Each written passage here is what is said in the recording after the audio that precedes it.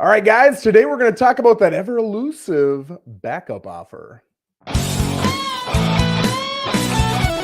better get fired up. Lissette, how you doing? Happy Monday. I'm awesome. How are you, Joe? I'm pretty awesome too, man. Had a good weekend. I appreciate it. This week we're going to talk about something that really I don't see it discussed a whole lot. This is kind of a unique topic that does happen. It happens all the time in real estate, but it's not something that I really see the pros and cons of in the different parts of the industry here. And that's backup offers, right? And I want to talk about it both from a seller standpoint and a buyer standpoint. What are the pros? What are the cons? What the heck is it? And, that's probably a good place to start, Lissette. What is a backup offer? So basically, a backup offer is right now, if you are a seller and you have your property on the market and you go under contract, a lot of times we're going to have an agent come up to us and ask us, are you accepting backup offers? And basically what they do is they submit us an offer on the terms that if we do fall out of contract with our current offer, we can go under contract with them. Now, there's a few contingencies within that, acceptance days for how long the offer is good for, and a couple of technicalities. But that's basically the gist of what a backup offer is. And sometimes they come in very handy, and sometimes, unfortunately, we just don't use them because the deal just follows its course and ends up at the closing table. Yes. And I think there's two great things to kind of remember with these backup offers. Number one, it can be canceled at any time. So if you as a buyer put this offer in and you decide, I changed my mind, I don't want to do it, you can pull it. That's completely fine, right? And it's also contingent upon the first offer falling apart. So a lot of sellers think, okay, I got my home on, I get an offer for 500. Now this backup offer comes for 505. I'm just going to take that one. You can take it, but you can't move forward with it unless the deal with the first buyer at 500 falls apart, right?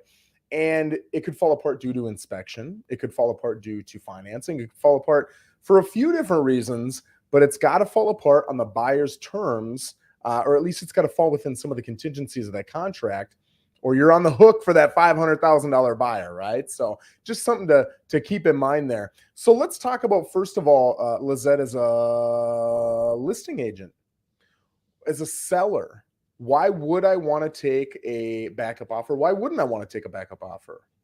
So when I get that text message or that phone call or email and the agent's asking me, are you taking backup offers? My first reaction is, of course, why would I not? It's nice to have the safety net for my sellers and know if anything were to go wrong, we have either a 7-10 day inspection period that buyer that's under contract with our current transaction can back out.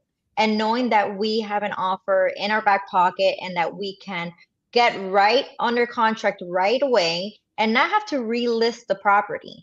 Relisting the property also may have a negative look on any future buyers that want to take a look at the property thinking, well, what went wrong? Is there something that happened in the inspection period? Why they had to put the property back on the market? So we avoid all that. So it's nice to have that safety net for my sellers and know that we have a line of buyers waiting to go under contract. Yeah, and I'll throw two things though. Number one, it gives you leverage. So let's go back to that example where the home is asking 500, you get an offer for 500, and you get that backup offer of maybe it's 505, maybe it's 500, whatever it is, it's an offer you would accept. When you are in the middle of, let's say, inspection contingency, that's probably going to be the biggest deal breaker here. And they're trying to over negotiate, the buyer is, right? So maybe you're at 500, the backup offer is at 505. If they try to negotiate $100 off, you could say, I'm good. And they don't need to know why, right? They don't need to know you have a backup offer. In fact, you might not want to tell them. You might want them to be emotionally upset and think, this guy won't fix anything, I'm out of here. And the seller's thinking, yes, I just made $5,000 more, right? So remember, you can use that as leverage, right? The other thing I would say is a lot of agents and maybe buyers and maybe sellers don't want to put in the extra effort, right? It's a little bit of time. It's a little bit of effort from a buyer's agent standpoint. Sometimes you haven't even shown the home yet and you just want to see the home. Maybe it's active under contract or it's pending or whatever it is. You got to put effort into going and showing a home that you know is probably going to close with another buyer, right? A lot of buyers won't do that. I think as a buyer's agent, you absolutely should want to do that. Why wouldn't I want to do more work to better position my buyer, right? I think the same is true from the listing standpoint. Why wouldn't I want to do more work to open up the house? But again, it goes back to the seller, right? It's an inconvenience for the seller.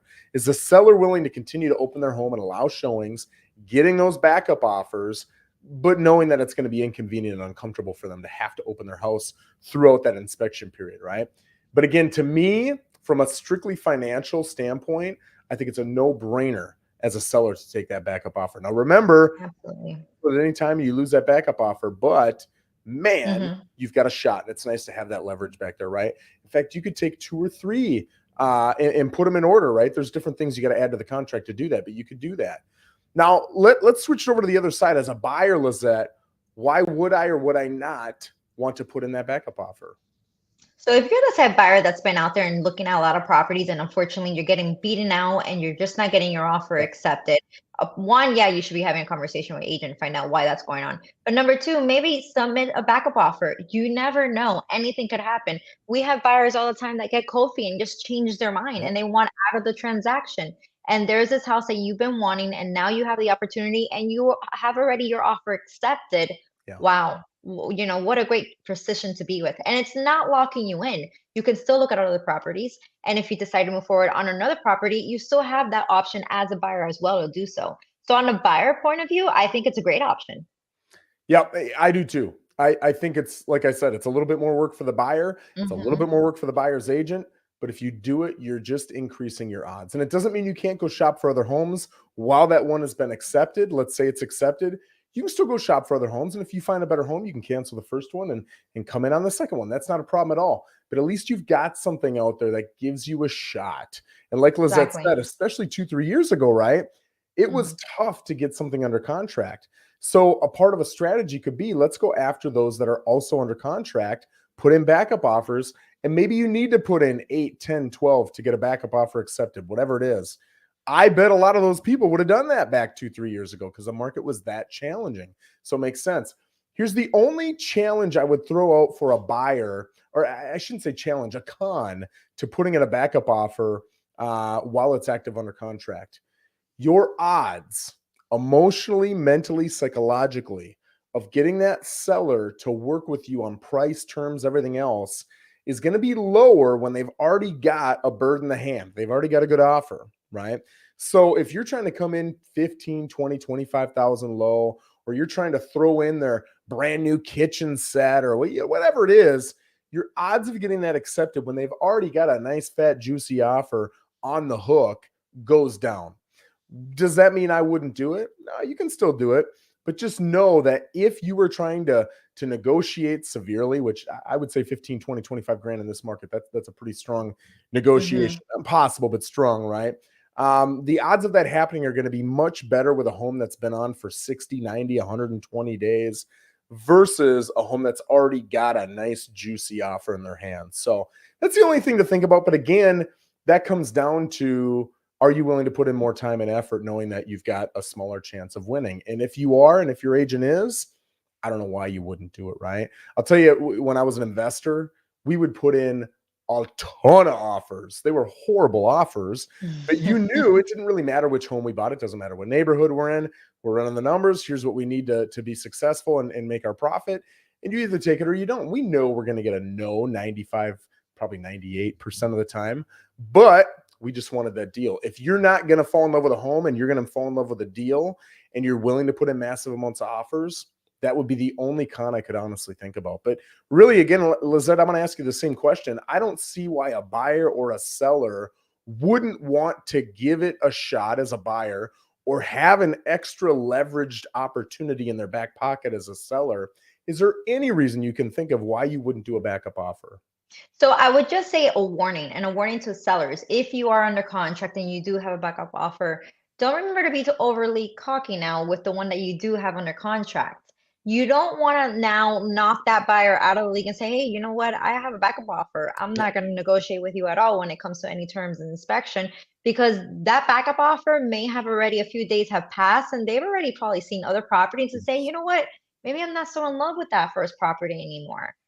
So really sit down and analyze which way may be the best way to go, and also talk with your agent and see how passionate these buyers are on your property, so you don't make a mistake of that. That's great. Well, guys, we're going to end it there. I think that was a lot of great recommendations that hopefully help you, whether you're buying or you're selling. Again, I think we're both pretty good or pretty high proponents of backup offers, whether you're on the list side or on the buy side.